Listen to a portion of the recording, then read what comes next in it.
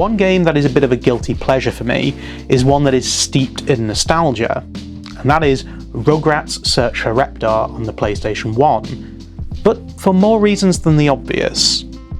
You see, any self-respecting 90s kid was very familiar with their local rental stores, and there was one near me that was arguably known more for video games than it was for VHS tapes. Now, I had the N64 rather than the PlayStation, but I loved buying all the magazines that would come with the demo discs and seeing what life was like on the other side. That rental place not only rented games, but also rented consoles. So, occasionally we would rent the console for a weekend and I would generally play through all of the demos I'd collected from the magazines. And then if I was lucky, they might also have a game that I was looking for that wasn't out on loan. But, as anyone that rented games or movies back in the day can attest, the good ones often were out on loan, so you had to have your backups. Now for me, there was 3 of them. We had Jet Rider, which I believe is Jet Moto in the US, X-Men vs Street Fighter, the port of the arcade game, and Rugrats Search for Reptar.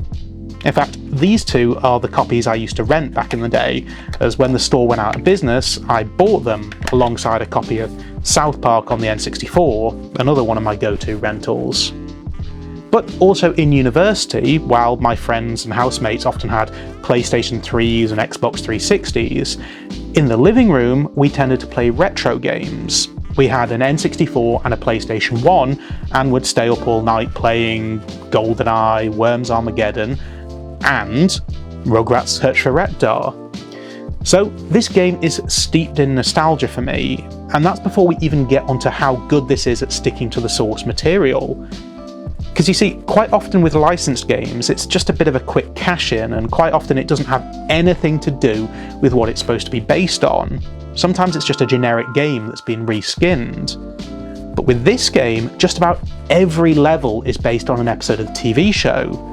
So before we go too deep into the gameplay and the specifics about what it's like to actually play it, it's worth just looking at just how faithful this is to the cartoon.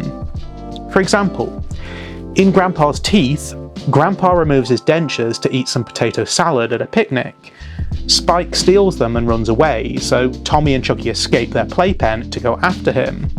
But when confronted by some geese, one steals the teeth, and also Chucky, so Tommy pursues him on Spike before gaining the teeth back on the shuffleboard court. In the game, some of the storyline context is removed, but Grandpa also removes his teeth so that he can eat some potato salad, but then Spike runs off with them.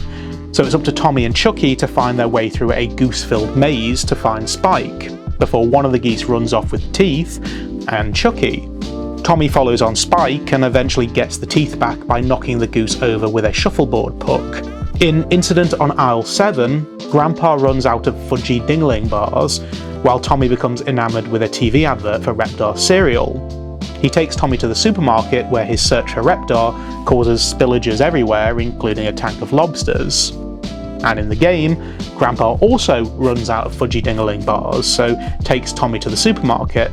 There, Tommy sees a poster for Reptar cereal and escapes the trolley, working his way through a chaotic supermarket, even fighting off lobsters, before reaching Reptar cereal in the back room. But there's more. In Toy Palace, Stu and Chaz take Tommy and Chucky to the toy store, where Stu gets overexcited looking at all the toys. The babies then switch themselves with dolls so that they can play forever in the store. They dodge plastic arrows, ride a toy train, then accidentally turn on a giant mechanical Thorg the gorilla.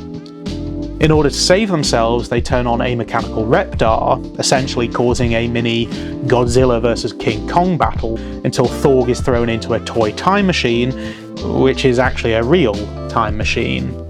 In the game, Stu wants to take Tommy and Chucky to the toy store, but they get swapped with dolls when Stu gets distracted by the time machine toy. Chucky dodges clowns and plastic arrows before activating a giant mechanical Thorg, so Tommy needs to activate the mechanical Reptar in order to push Thorg into the time machine. In Circus Angelicus, after a trip to the circus, Angelica decides she wants to be the ringleader of her own version. Phil and Lil act as trapeze artists, Tommy is a lion tamer with Spike, and Chucky is supposed to be the human cannonball, but Phil and Lil get confused and send Angelica flying into the top of the tent. In the game, Angelica also wants to put on her own circus, but rather than the imaginary version we see in the cartoon, it's the reality version, with Spike doing show jumping as a lion, Phil and Lil being stunt performers on a tricycle jump, and Chucky being a human cannonball. Although Chucky does actually get launched before Angelica then accidentally follows him. And still, it goes on. In Visitors from Outer Space, Grandpa becomes obsessed with tabloid stories about aliens. Tommy then dreams that he's been abducted, along with the other babies, by aliens that look like the rest of the family. Alien Stew creates a remote control that is able to blow up planets, but Angelica steals it and uses it to escape, aided by a fish alien thing, who also turns off the artificial gravity.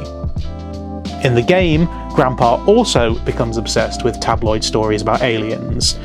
And although it's not so obvious that it's all a dream, Tommy and the other babies are transported onto a UFO, on which Angelica steals the remote control and uses it to escape from robots and aliens, before running into the fish alien, who turns off the gravity. Honestly, I could go on and on. Even the mini-levels like No More Cookies, where you need to keep the cookie jar away from Angelica, and Touchdown Tommy, where the babies play American football with a chocolate milk-filled bottle, are both taken straight from the TV show. They do take some liberties, however, like in Ice Cream Mountain, where in the show, Stu and Drew take a detour from taking the kids to the ice cream parlour by taking them to play crazy golf. If they get a hole-in-one on Ice Cream Mountain, they get a free game. However, the owner is a crook and blocks the passage, but after the kids fix the con, the owner is faced with giving away loads of free games, so he offers up ice cream instead. The game removes most of the storyline attached to it and is mostly just a Rugrats mini-golf game. But honestly, it doesn't really matter, and this is actually really fun, and I would happily just have a standalone Rugrats crazy golf game.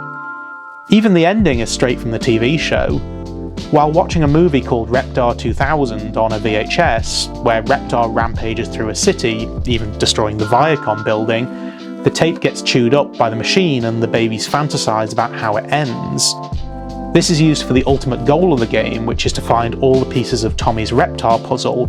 When you complete the puzzle, the babies go for a nap and dream of Reptar rampaging. The entire level is just you destroying the city, including the THQ building. So it should be pretty clear by now that the makers of this game definitely understood the intricacies of the TV show and made something that really captures the spirit of it. But with all that said, what's it actually like to play? The first thing that we need to point out right away is that the controls are horrendous. This is an area of PlayStation where the analog controls weren't always utilised, and this is the game's biggest downfall. Using a D-pad to control a character in a 3D environment is just not good. Now, you can get used to it to a certain extent, and exploration levels aren't that bad, especially as there's no menu as such. You have free reign of the Pickles' home, and you choose levels by going up to certain objects on the ground. So for a baby's basic movements, you've got plenty of practice time. But you'll need it for levels where you have to race other babies. So in that sense, it's bad, but it's still acceptable. Where it's not acceptable, however, is with the platforming levels. These are beyond infuriating, but it's kind of hard to explain why. The thing is, the camera will fly around the character as you move, but because you're moving in a 3D environment with a 2D control, the buttons don't always do the same thing. For example, if you're moving forward with the camera behind the baby, you need to press the up button. However, if you're moving forward with the camera in front of the baby, you need to press the down button. And then often the camera will swing around mid-jump, so you need to be able to judge the perfect point where the camera causes the controls to reverse. The same is true for left and right, but it gets even more complicated when the spaces are tighter and the camera defaults to being in front of the character only. At that point, you can't see where you need to jump or how far it is. You just have to make a leap of faith and hope you can switch the controls quick enough. Which which would be hard enough if some of the platforms weren't moving. Honestly, this is a game that should never have had platforming in it. But other than that, it's a fairly simple concept. None of the levels are particularly hard to understand, as it's based on a kid's cartoon, so the target audience would have been quite young. The only other incident of major frustration was the human cannonball section of Circus Angelicus. When we streamed this game on Retro Wednesdays, it took me probably 15 times to control a simple timing mechanic. And I still don't know what I was doing right or wrong. It was just dumb luck that we got past it, because I genuinely thought the stream was going to come to an end at that point, as I could not do it. The thing is though, this is a pretty short game, so even with all the trouble I had with it, and managing to chat on a stream, it was still completed in about 3 hours. So if you were a fan of the show and you've got an evening to spare, you'll have no trouble playing through the full game in one sitting. But the game isn't actually about an amazing gaming experience, it's about experiencing the Rugrats TV show in another context. And in that sense, well, I guess they nailed it. Gameplay-wise, no, not at all. But I was surprised just how many memories I had of the cartoon, ones that I probably haven't even really thought about in over 20 years. Even down to the music and the voice acting, which all seem to be the same as in the TV show. Although, for some reason, they didn't bother to put Susie in the game at all, even though she was in some of the episodes referenced. So, at the end of it all, if you want the nostalgia, give this game a try, but if you want nostalgia and you also want to avoid throwing your controller at your TV screen, maybe just watch our stream of it instead. And if you want to catch more streams, make sure you subscribe to the channel with that bell rung and follow us on social media so that you don't miss out. But until next time, I'll see you all later.